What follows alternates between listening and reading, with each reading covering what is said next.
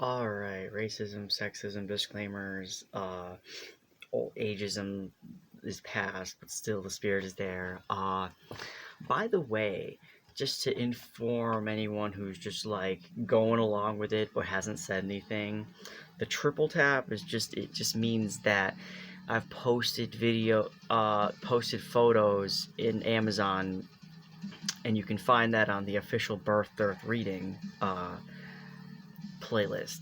And the second would be when I actually posted videos of page by page.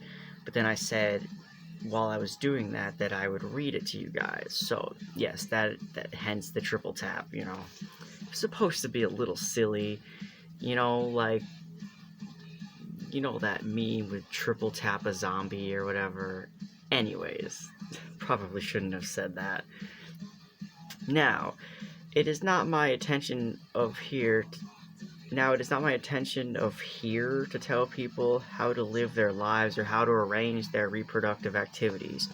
My views are conventional/libertarian on this issue.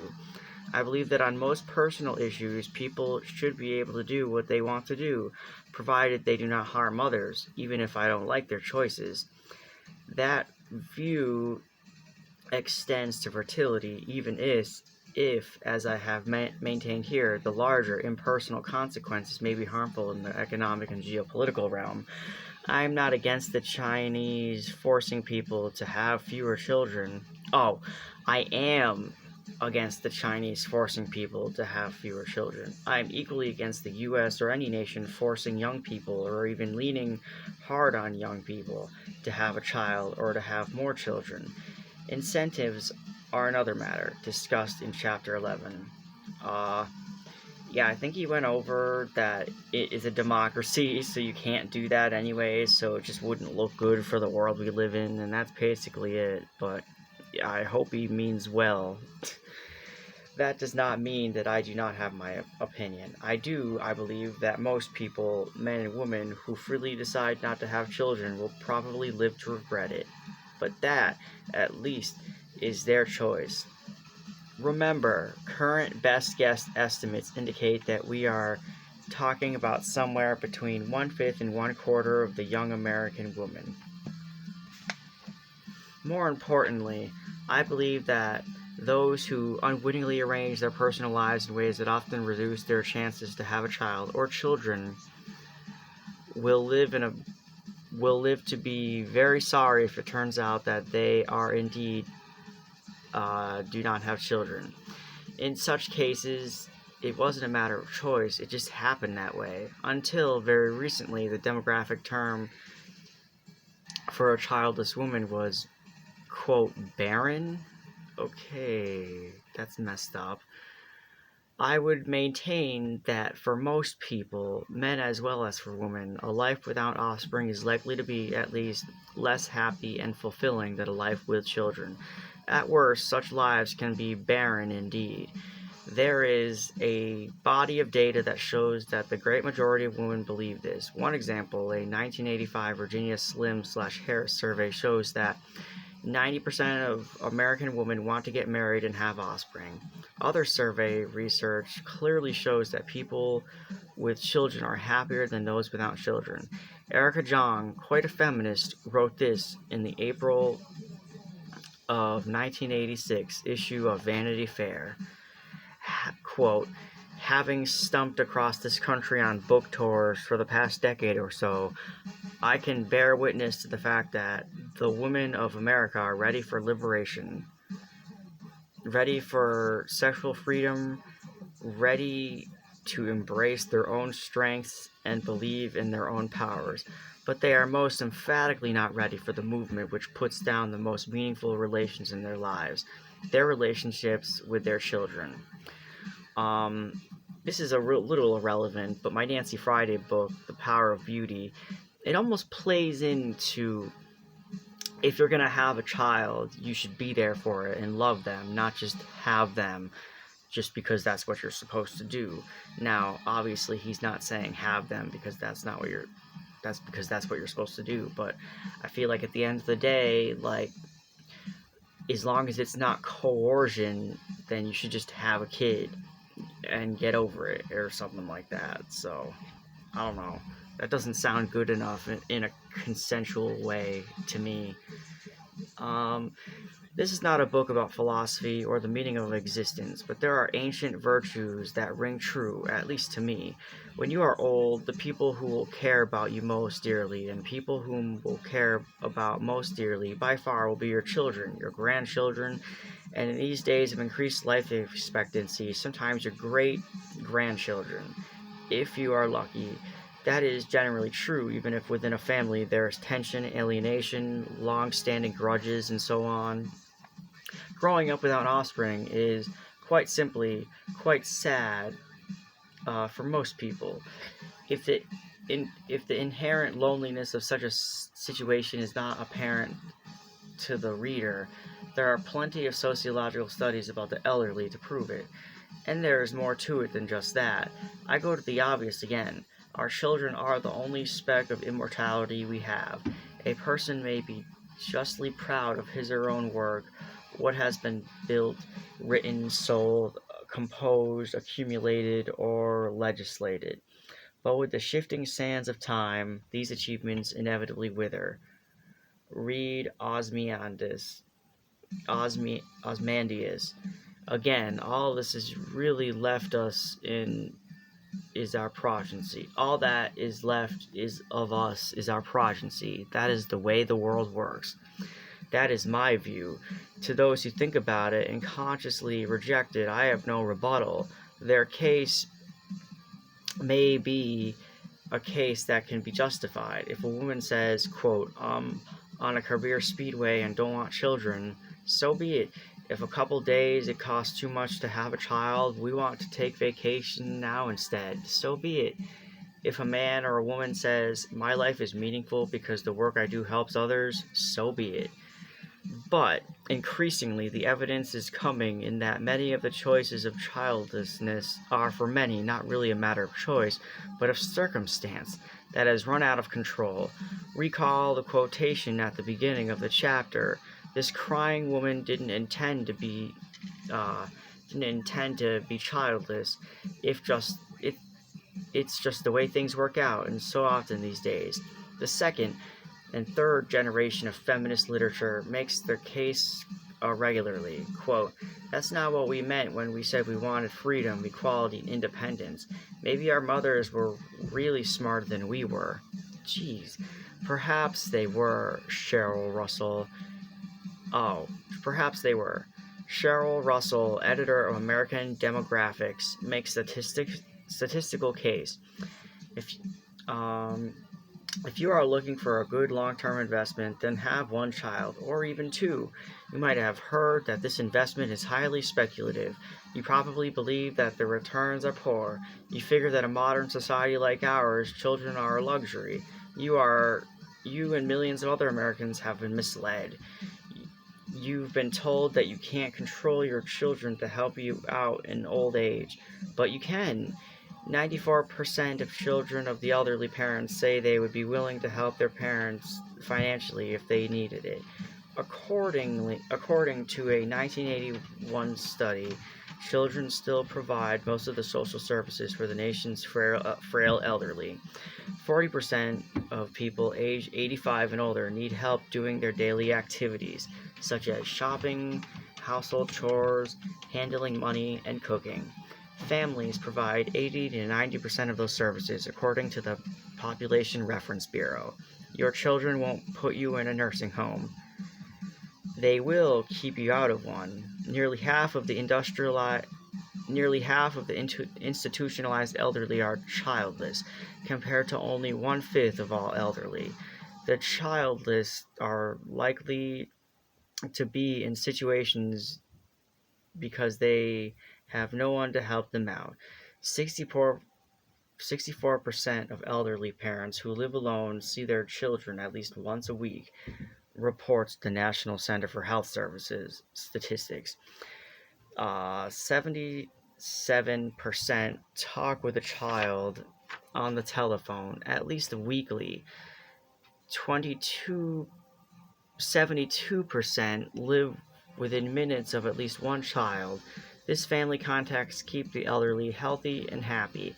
Millions of young people today are toying with the idea of remaining childless. It costs 100,000 to raise a child, they reason. Why not spend the money on stereos, vacations, new cars, and exotic foods?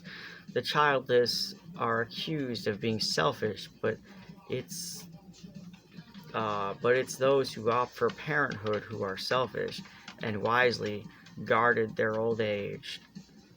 Uh, and that's the end of that from American Demographic, November 1986. Man, there's so much to unpack with this, but there was never a good way to live as a large family. You know, we were surviving as hunter gatherers, and to some level, I've heard anthropologists say that it's not all like what would say Thomas Hobbes would say, vicious, brutal, and short, or something like that. Yeah, but now that we're sort of just expected, based on the economy, to do what we do with our kids and with our bodies for the system at hand, you know, it's not as it's not as wholesome as the hunter-gatherer lifestyle, it sounds like, when it comes to like the expectations of family. Of course, I'm gonna backpedal and say it's not wholesome, because you go from sort of having to survive and have a lot of children to keep the population so you don't die. I imagine that's their fear of dearth, you know. But in our economy, where we sort of need a constant flow of just workers, just to keep the system fresh, um, yeah, there's like the dearth is sort of like it's framed in a different sort of way where we have no choice of the matter. And yeah, there's times when we're not observing this at a systemic level, where families and people can obviously be quite happy with each other, and large families have produced, and we have a nostalgia for that, you know. But family is like decompartmentalized in like a policy way to such a large extent that it's just like keeping a corpse alive almost, you know, because large families only existed based on needing to survive in the wild, and now they are existing as more kids for the system. I know I keep repeating the same thing, but I don't know, it's just kind of sad. There must have been, once we no longer were surviving and then went to farming, that was the pure having children kind of era. Despite the plagues and death and the despair, before the bottleneck of when we were controlled into the economic system to have kids and not be shamed for it, you know. When you didn't get told, like, oh, you better have a kid or your time will be up or something, you know. I don't know if there was ever that middle ground of when we weren't surviving and before we were structured in the economy to be cogs, but alright, sorry about that. The one-child family is, of course, very different, yet it is the ones together with the nuns that yield the birth earth with all its attendant problems. Is there something wrong with the one-child family? Surely not. When that is the choice of consenting adults. There does not seem to be any good case that only children are spoiled children. There are only children who have been grown up to be wise, famous, creative, and prosperous. Leonardo da Vinci, Hans Christian Andersen, Alexander Pope, Eleanor and Franklin Roosevelt, Willie Bennett, and Lauren Bacall. Still, there are some things to consider. Obviously, an only child has no brothers or sisters, unless there are step or half brothers or sisters. Later on in life, an only child will not have nieces or nephews. No disaster, perhaps. But more broadly, consider a society where the one-child family is the norm over the period of time. The only child is an ongoing only child society will not have cousins. Or consider this: in a one-child society, it works out that 4 grandparents will share 1 grandchild. Interestingly, in a 2-child family model, 4 grandparents share 4 grandchildren, not 1. On the subject of grandparents, we ought to consider their situation in the Dearth era. A new drama is being played out over the Western world. Its generic title is The Case of the Sorrowful Waiting Grandfathers and Grandmothers. After all, what happens when young Miss A and young Mr. B decide to get married later in life, or decide to delay childbearing, or in many instances decide not to have children? If they don't have children, and if the potential grandparents don't have enough grandchildren, the potential grandparents end up deprived of one of life's greatest joys for people of middle age and above. Indeed, many would maintain that if a couple leaves no grandchildren, even much of the meaning of their life has been stolen from them. Of course, the potential grandparents may have had children other than Mrs. A and Mr. B, and may have grandchildren from their other children. But even in such cases, for many, the situation is getting sticky these days. If the potential grandparent's fruitful child is a parent who becomes a parent later in life, the grandparents may not be grandparents until they are well into their 60s. That delays the joy and meaningfulness of grandchildren, typically leaving the grandparents only relatively 4 years of knowing their grandchild. Similarly, the grandchildren may well have only a few years from which they can remember their grandparents and gain a sense of intergenerational solidarity and perpetuity.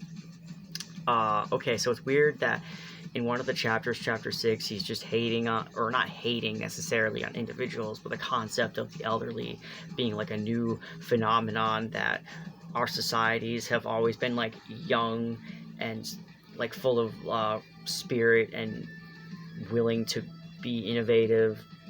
But now he's just being like, well, now that grandparents exist, you might as well have kids, right? So it's like he's using this double-edged sword of, damn it, these elderly people exist, but oh, you can't not have kids because the elderly exist. Come on, do it for them. It's really weird. Alright.